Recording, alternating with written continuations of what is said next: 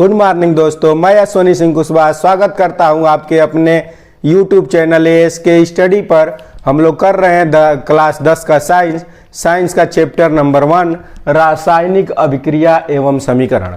रासायनिक अभिक्रिया एवं समीकरण में हम लोग पहले चैप्टर के सभी थ्योरेटिकल पोर्शन कर चुके हैं। अब जो हम लोगों को करना है वो है इसके अभ्यास प्रश्न।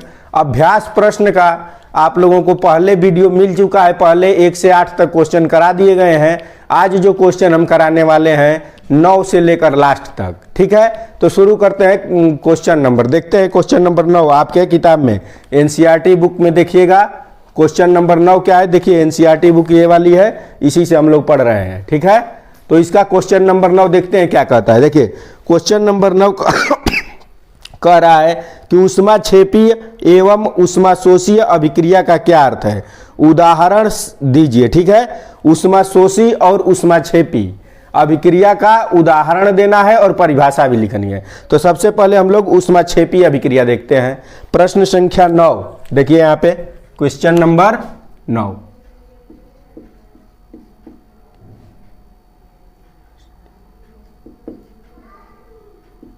क्वेश्चन 9 तो पहला है ऊष्माशोषी अभिक्रिया। ऊष्माशोषी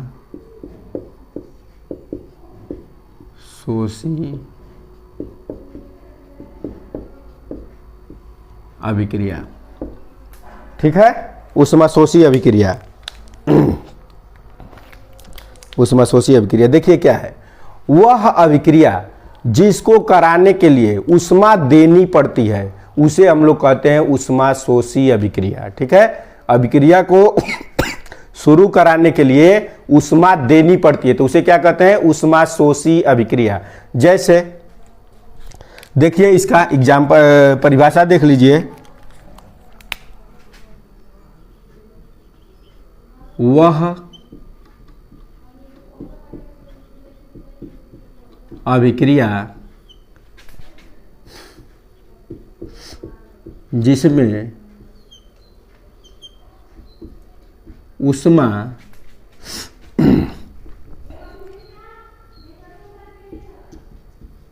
देनी पड़ती है,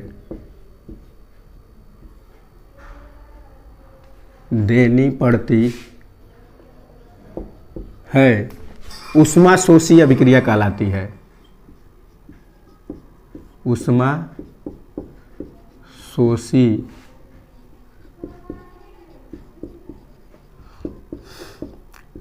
अभिक्रिया कहलाती है, ठीक है। देखिए इसके नाम से ही विदित है कि इसमें क्या है। देखिए क्या है, ऊष्मा और प्लस क्या है, शोषी, ठीक है। ऊष्मा का मतलब ऊष्मा जो आप लोग ऊष्मा सामान्यतः देखते हैं, किसी चीज को जलाते हैं तो ऊष्मा उत्पन्न होती है, तो ये हो गया वो ऊष्मा। और शोषी मतलब क्या, ऊष्मा का अवशोषण करे उसे ही हम लोग क्या कहते हैं, ऊष्माशोषी अभिक्रिया कहते हैं। जैसे इसका एग्जाम्पल देखते हैं, एग्जाम्पल क्या है। एग्जाम्पल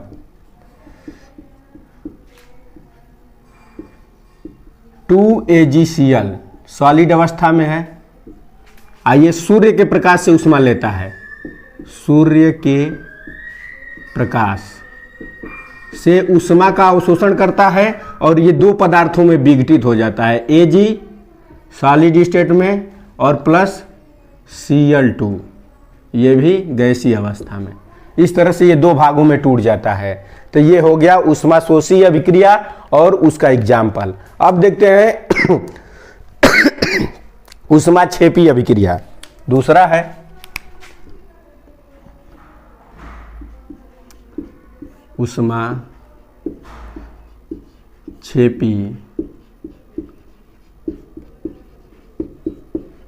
अभिक्रिया। देखिए वह अभिक्रिया जिसमें ऊष्मा उत्सर्जित होती है या ये कहें कि बाहर निकलती है उसे हम लोग क्या कहेंगे, ऊष्माक्षेपी अभिक्रिया। जैसे देखिए एग्जाम्पल, अरे डिफिनीशन, वह अभिक्रिया जिसमें ऊष्मा का उत्सर्जन होता है, उत्सर्जन होता है,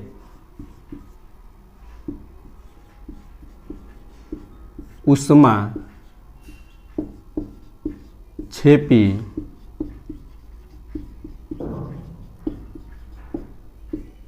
अभिक्रिया कहलाती है। ठीक है, ऊष्मा छेपी अभिक्रिया कहलाती है, मतलब ऐसी अभिक्रिया जिसमें क्या हो, ऊष्मा का उत्सर्जन हो। जैसे इसके एग्जाम्पल देखते हैं। एग्जाम्पल देखिए, यहां पे क्या है, 2Na प्लस Cl2। देखिए ये होता है सॉलिड अवस्था में, ये होता है गैसीय स्टेट में। इन दोनों की जब क्रिया होती है तो ये सोडियम क्लोराइड बनाता है, 2NaCl। ठीक है, एक्वा स्टेट, जलीय विलयन के रूप में। फिर क्या होता है, जब ये सोडियम क्लोराइड बनाता है तो इससे कुछ ऊष्मा निकलती है, 411 किलो कैलोरी, 411 किलो कैलोरी। ठीक है, तो इतनी ऊष्मा इससे बाहर निकलती है, इसलिए हम लोग कहते हैं इसे ऊष्मा छेपी अभिक्रिया। ठीक है, तो दोनों का आपका पहले क्वेश्चन संख्या 9 का आंसर मिल चुका है। ठीक है, चलिए अब क्वेश्चन संख्या 10 देखते हैं। 10 क्या कहता है, श्वसन को ऊष्मा छेपी अभिक्रिया क्यों कहते हैं, वर्णन कीजिए। ठीक है, तो श्वसन को ऊष्मा छेपी अभिक्रिया कहते क्यों है, ये देखते हैं। देखिए क्वेश्चन संख्या 10,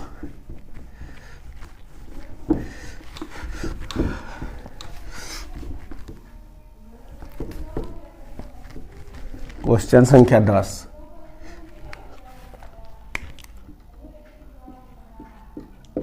ठीक है, 10 का आंसर देखने।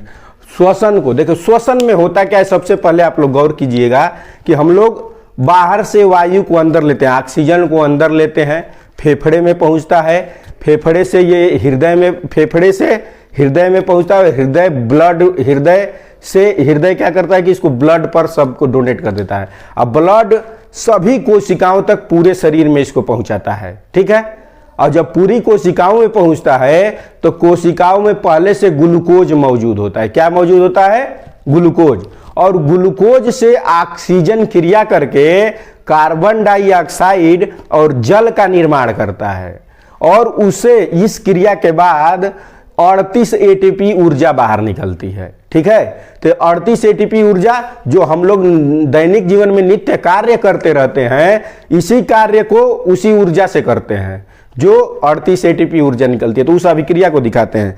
देखिए यहां पे, देखिए 6O2 गैसीय अवस्था में कहां पहुंचा, कोशिका में, और कोशिका में क्या मौजूद है, ग्लूकोज, C6H12O6। ठीक है, एक्वा फॉर्म में होता है जलीय विलयन के रूप में। और जब ये इससे जाके क्रिया करता है तो यहां पे बनता है 6CO2 कार्बन डाइऑक्साइड बनता है गैसीय अवस्था में। जैसे हम लोग ऑक्सीजन लेते हैं और कार्बन डाइऑक्साइड छोड़ते हैं, तो वही कार्बन डाइऑक्साइड ये बन रहा है। ठीक है, और प्लस आगे देखते हैं, यहां पे बचा, उसके बाद बनता है 6H2O। ठीक है, जल का निर्माण होता है, हमारे शरीर में जल की आवश्यकता बहुत अधिक होती है, तो जल का निर्माण होता है, और शेष 38 एटीपी ऊर्जा निकलती है।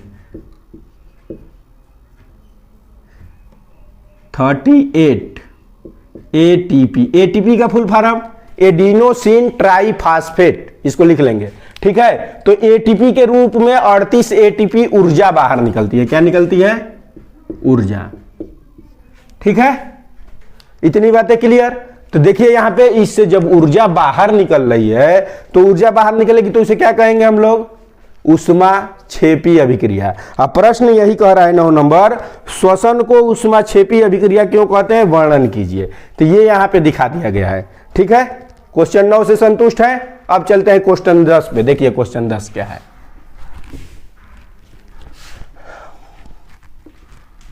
क्वेश्चन 10, 9, 10, 11 पर चलते हैं। देखिए 11 नंबर, क्वेश्चन नंबर 11 पे।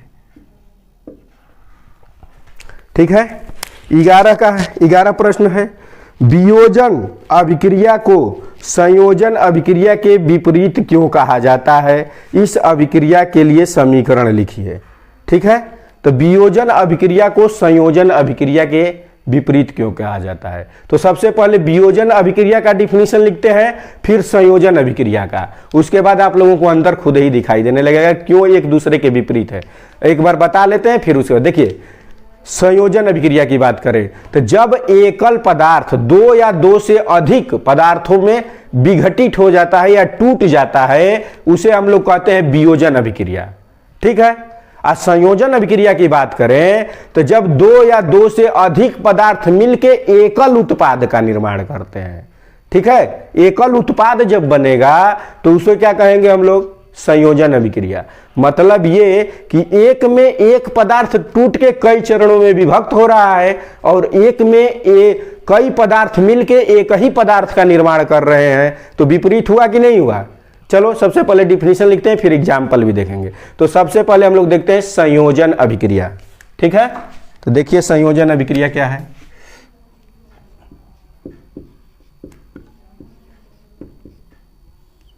संयोजन अभिक्रिया, ठीक है, देखिए वह अभिक्रिया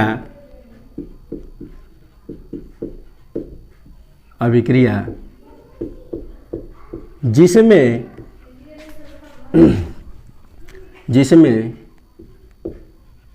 एक से अधिक पदार्थ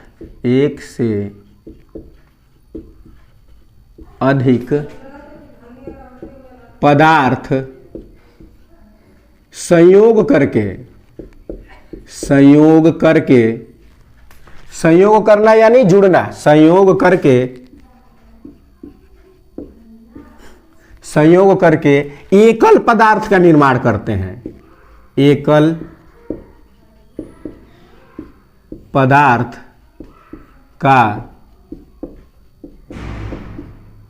निर्माण करते हैं, संयोजन अभिक्रिया कहलाती है। संयोजन अभिक्रिया कहलाती है। ठीक है, मतलब क्या है कि जब एक से अधिक पदार्थ जुड़ के एकल उत्पाद का निर्माण कर रहे हैं, जैसे इसका एग्जाम्पल देख लेते हैं, जैसे क्या है। ठीक है, जैसे यहां पे देखिए 2H2 गैसीय स्टेट में हाइड्रोजन लिए हैं और गैसीय स्टेट में ऑक्सीजन लिए हैं। ठीक है, इन दोनों की जब हम लोग क्रिया कराते हैं तो ये जल का निर्माण करता है 2H2O। ठीक है, लिक्विड स्टेट में। ठीक है, और इसमें से भी 94 किलो कैलोरी ऊर्जा बाहर निकलती है। ठीक है, तो ये एक ऊष्माक्षेपी अभिक्रिया भी है और ये एक संयोजन अभिक्रिया भी है। ठीक है, दोनों में इसका एग्जाम्पल आप लोग दे सकते हैं। ठीक है, एक और देख लीजिए, जैसे कैल्शियम कार्बोनेट CaCO3 को जब हम लोग गर्म करते हैं, ठीक है, तो ये बनाता है CaO कैल्शियम ऑक्साइड का निर्माण करता है और CO2 कार्बन डाइऑक्साइड का निर्माण करता है। ठीक है, ये दो चीजों का। तो ये देखिए यहां पे क्या हो रहा है, अरे ये गलत हो गया, रुक जाइए, सॉरी, ये एग्जाम्पल गलत हो गया, उल्टा लिख दिए। देखिए कैल्शियम ऑक्साइड की क्रिया, CaO की क्रिया, ठीक है, CaO की क्रिया जब हम लोग कार्बन डाइऑक्साइड से कराते हैं तब ये बनाता है CaCO3। ठीक है, कैल्शियम कार्बोनेट का निर्माण करता है। तो ये एक संयोजन अभिक्रिया हो गई। ठीक है, अब देखते हैं वियोजन अभिक्रिया क्या है। वियोजन अभिक्रिया,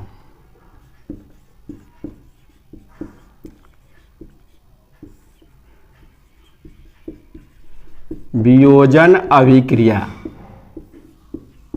ठीक है, तो देखिए वह अभिक्रिया जिसमें, वियोजन अभिक्रिया वह अभिक्रिया जिसमें एकल पदार्थ टूट के सरल खंडों में विभक्त हो जाए, चाहे टूट के कई पदार्थों का निर्माण करे, उसे हम लोग कहते हैं वियोजन अभिक्रिया। देखिए क्या है, वह अभिक्रिया जिसमें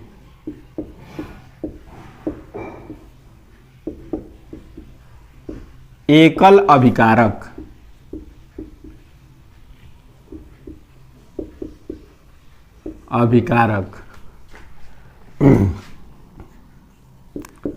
दो या अधिक पदार्थों में वियोजित हो जाते हैं, वियोजित या कोष्ठक में टूट जाना, टूट जाते, वियोजित हो जाते हैं, हो जाते हैं, वियोजन अभिक्रिया कहलाती है। वियोजन अभिक्रिया कहलाती है। ठीक है, वियोजन अभिक्रिया कहलाती है। इसके एग्जाम्पल देख लें। देखिए कुछ नहीं करना है, संयोजन अभिक्रिया को उलाट के लिख दीजिए, एकदम सेम टू सेम वही चीज हो जाएगा वियोजन अभिक्रिया। जैसे यहां पे देखिए इसके एग्जाम्पल को, पहला दूसरा क्या है, यहां पे देखिए 2H2O लिक्विड अवस्था में है, और जब इसको हम लोग विद्युत वियोजन कराते हैं तो ये क्या करता है, 2H2 हाइड्रोजन गैस और ऑक्सीजन गैस में क्या करता है, टूट जाता है। ठीक है, अब देखिए इस वाले में क्या होता है, CaCO3 ये है एक्वा, जब इसको हम लोग तोड़ते हैं तो क्या बनता है, CaO प्लस क्या बनता है, CO2 गैसीय अवस्था में। तो ये हो गया वियोजन अभिक्रिया। तो यहां पे देखिए क्या है, एक साइड दो या दो से अधिक पदार्थ जुड़ के एकल उत्पाद बना रहे हैं। ठीक है, संयोजन अभिक्रिया में। अब वियोजन अभिक्रिया में क्या है, एकल उत्पाद टूट के दो या दो से अधिक खंडों में विभक्त हो रहा है। विपरीत हुआ कि नहीं हुआ, यही चीज इस प्रश्न में बताना था। ठीक है, आगे देखते हैं। प्रश्न संख्या 11 आप लोगों का हो गया है। 12 क्या है, 12 है उस वियोजन अभिक्रिया का, उन वियोजन अभिक्रियाओं के एक एक समीकरण लिखिए जिसमें ऊष्मा, प्रकाश एवं विद्युत वियोजन में ऊर्जा प्रदान की जाती है। ठीक है, चलिए इसको करते हैं। प्रश्न संख्या 12, क्वेश्चन संख्या 12। ठीक है, क्वेश्चन संख्या 12 यहां से। ठीक है, आगे देखते हैं क्या है क्वेश्चन संख्या 12 में। उन वियोजन अभिक्रियाओं का एक एक समीकरण लिखिए जिनमें ऊष्मा, प्रकाश तथा विद्युत के रूप में दी गई हो। ठीक है, तो देखिए क्या क्या है इस वाले में। सबसे पहले ऊष्मीय वियोजन को देखते हैं क्या है। देखिए परिभाषा की बात करें ऊष्मीय वियोजन की, वह वियोजन जो ऊष्मा दे के कराया जाए। जैसे एग्जाम्पल देते हैं यहां पे,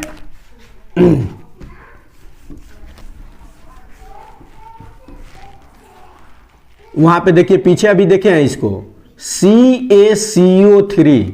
ठीक है, ये है एक्यू स्थिति में। जब इसको हम लोग ऊष्मा देते हैं, क्या देते हैं, ऊष्मा, तो ये किस में बदलता है, कैल्शियम ऑक्साइड।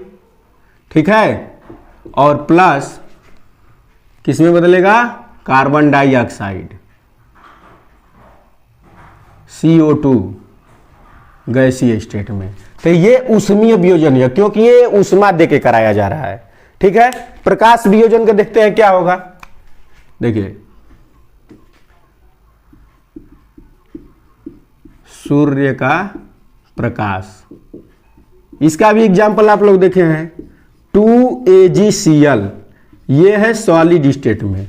और जब सूर्य के प्रकाश में इसको रखते हैं तो Ag टूट के Cl से अलग हो जाता है। तो यहां पे बनाता है 2Ag, सॉलिड अवस्था में ये रहेगा, और क्लोरीन Cl2 ये गैसीय अवस्था में बदल जाता है। ये है सूर्य के प्रकाश की उपस्थिति में इसका वियोजन। अब अगले पॉइंट की बात करें तो ये कह रहा है विद्युत वियोजन। तो देखिए विद्युत वियोजन को आप लोग देखे हैं,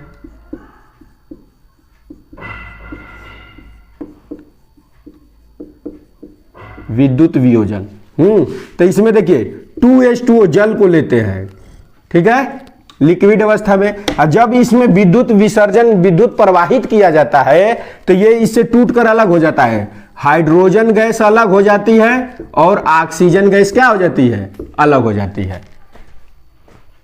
तो तीनों का एग्जाम्पल आप लोग देख लिए। सबसे पहले उष्मा का, उष्मा द्वारा किसका वियोजन कराया जाएगा, कैल्शियम ऑक्साइड और कार्बन डाइऑक्साइड में टूट जाता है। दूसरा आप लोग देखें 2AgCl, तो ये Ag और Cl दोनों टूट के अलग हो जाते हैं सूर्य के प्रकाश की उपस्थिति में। तीसरा पॉइंट आप लोगों ने देखा H2O, विद्युत वियोजन कराया जाता है तो 2H2 और ऑक्सीजन के रूप में ये कन्वर्ट हो जाता है, ठीक है। अब देखिए प्रश्न संख्या अगला देखते हैं, प्रश्न संख्या 13।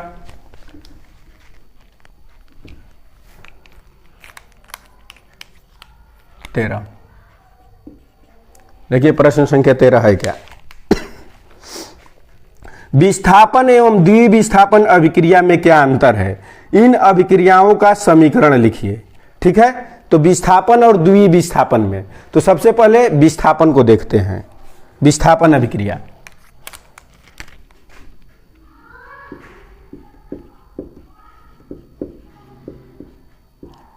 विस्थापन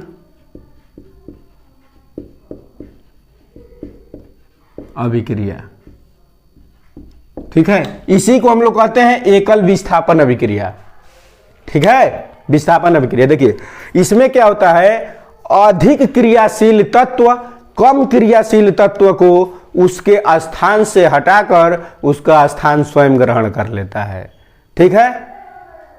जैसे लिखते हैं डिफिनीशन,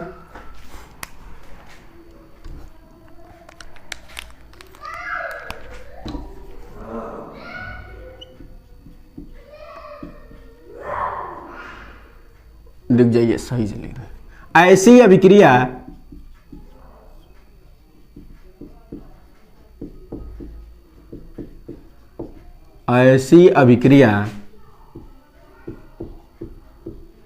जिसमें कम क्रियाशील, कम नहीं अधिक क्रियाशील,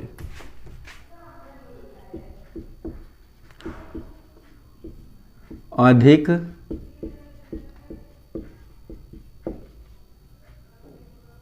क्रियाशील तत्व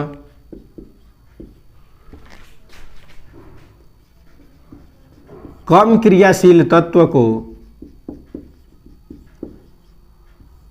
कम क्रियाशील तत्व को उसके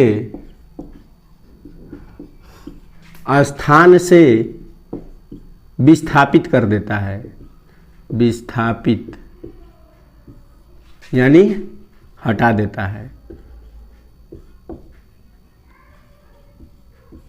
कर देता है, ठीक है। जैसे इसका एग्जाम्पल देखते हैं, एग्जाम्पल क्या है, ठीक है।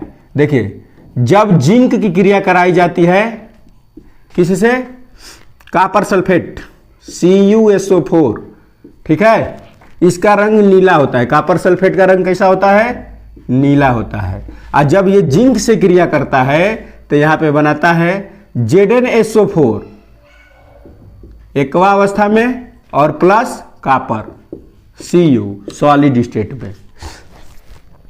इस बात को यहां समझिए कि क्या है, देखिए जिंक क्या कर रहा है, कॉपर को उसके स्थान से हटा दे रहा है, अलग कर दे रहा है और उसका स्थान स्वयं ले रहा है। तो परिभाषा सेम टू सेम ऐसी अभिक्रिया जिसमें अधिक क्रियाशील तत्व कम क्रियाशील तत्व को उसके स्थान से क्या कर दे रहा है, विस्थापित कर दे रहा है, ठीक है। दूसरा पॉइंट इसका देखते हैं, दूसरा द्विविस्थापन अभिक्रिया,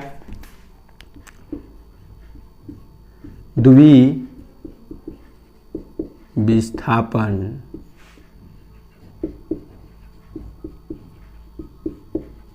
अभिक्रिया।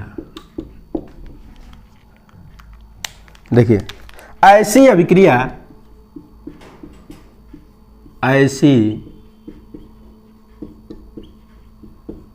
अभिक्रिया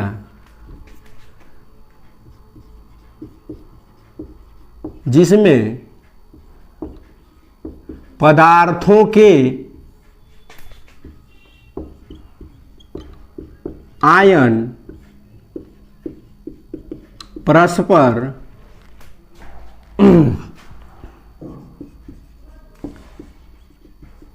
एक दूसरे से विस्थापित हो जाते हैं, विस्थापित हो जाते हैं, विस्थापन अभिक्रिया कहलाती है। विस्थापन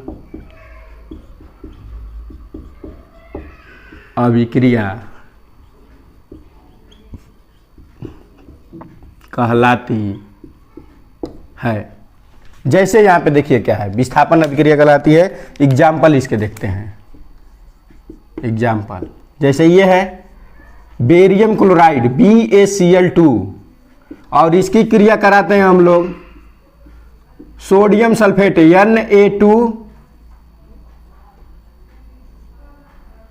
Na2SO4 से।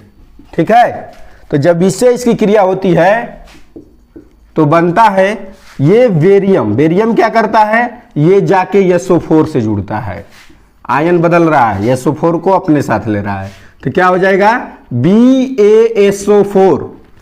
ठीक है, बेरियम सल्फेट और प्लस यहां से देखिए ये N2 है, ये Cl के साथ आके जुड़ता है, तो क्या बनाता है 2NaCl। दोनों के आयन परस्पर आपस में चेंज हो गए, एक्सचेंज हो गए। ठीक है, देखिए क्या है यहां पे बेरियम क्लोराइड, तो बेरियम अपना एक्सचेंज सल्फर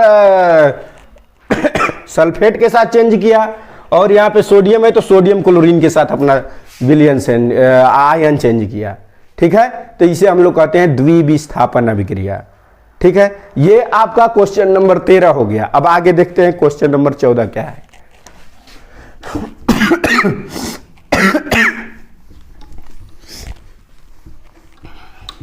थोड़ा खांसी हो गया है।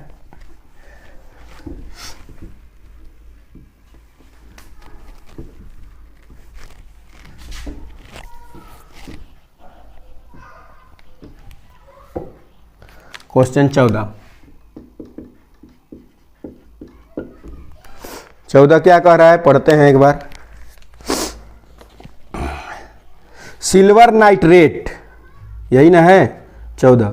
सिल्वर के शोधन में सिल्वर नाइट्रेट के विलयन से, सिल्वर के शोधन में सिल्वर नाइट्रेट के विलयन से सिल्वर प्राप्त करने के लिए कॉपर धातु द्वारा विस्थापित किया जाता है। इस प्रक्रिया की अभिक्रिया लिखिए। ठीक है, तो सिल्वर नाइट्रेट देखिए, सिल्वर नाइट्रेट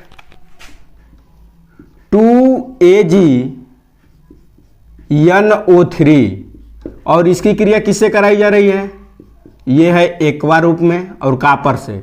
इसको क्या किया जाता है, इसके विलयन से सिल्वर को प्राप्त करने के लिए कॉपर से क्रिया कराया जाता है। ठीक है, सिल्वर एक महंगी धातु है, इसलिए सिल्वर से कॉपर को विस्थापित किया जाता है। तो कॉपर इससे क्रिया करता है, ये कम अधिक क्रियाशील है, जिससे Ag को इससे हटा देता है। तो क्या करता है CuSO4 का होल ट्वाइस। ठीक है, एक्वा रूप में ये बनाता है, और प्लस देखो यहाँ पे 2 इसके साथ ये चला गया, इसके साथ यहाँ पे 2Ag बचा। ठीक है, तो 2Ag इससे क्या हो जाता है, अलग होता है सॉलिड स्टेट में। तो हम लोगों को यही था कि Ag को प्राप्त करना था, Ag हम लोगों को प्राप्त हुआ। ठीक है, अब देखें क्वेश्चन नंबर अगला, क्वेश्चन 15 क्या कहता है।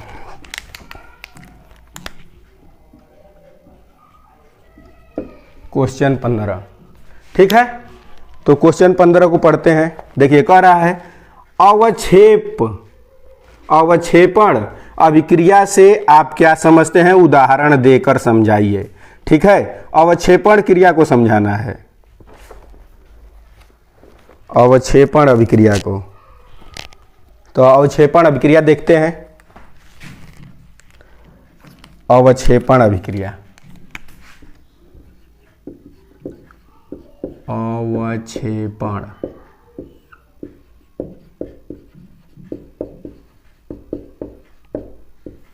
अवक्षेपण अभिक्रिया। ठीक है, देखिए वह अभिक्रिया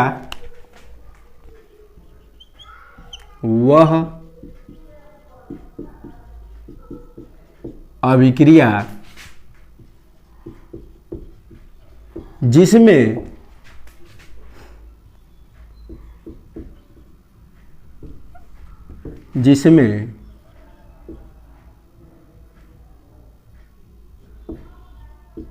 कोई पदार्थ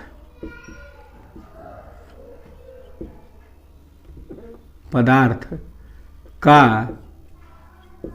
अवक्षेप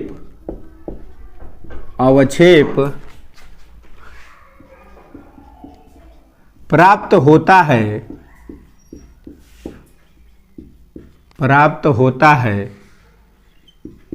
उसे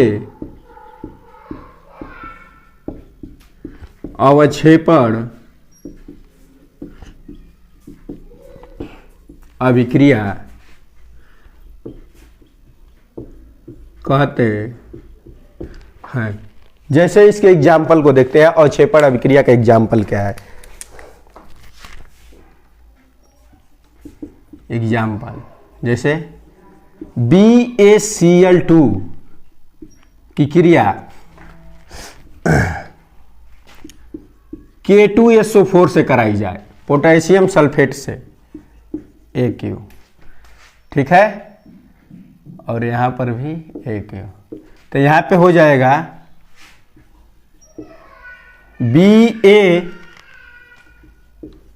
BaSO4, ठीक है, BaSO4 एक्वा रूप में, यही अवक्षेप के रूप में बैठता है। अवक्षेप नीचे बैठ जाता है। जैसे कोई अभिक्रिया होती है तो क्या होता है ना कि उसमें कुछ पदार्थ ऐसे होते हैं जो नीचे बैठ जाते हैं, 2KCl, ठीक है। आप लोग देखिएगा कि जब कोई आप लोग जल में घोल के कोई अभिक्रिया कराते हैं तो कई पदार्थ ऐसे होते हैं जो नीचे बैठ जाते हैं, उसी को आप लोग क्या कहते हैं, अवक्षेप प्राप्त होता है, ठीक है। तो ये हो गया। अब क्वेश्चन नंबर अगला देखते हैं क्या है। क्वेश्चन नंबर 16, ऑक्सीजन के योग या ह्रास के आधार पर निम्न पदों की व्याख्या कीजिए, प्रत्येक के लिए 2 उदाहरण दीजिए। उपचयन और अपचयन, ठीक है, उपचयन और अपचयन। देखिए क्या है,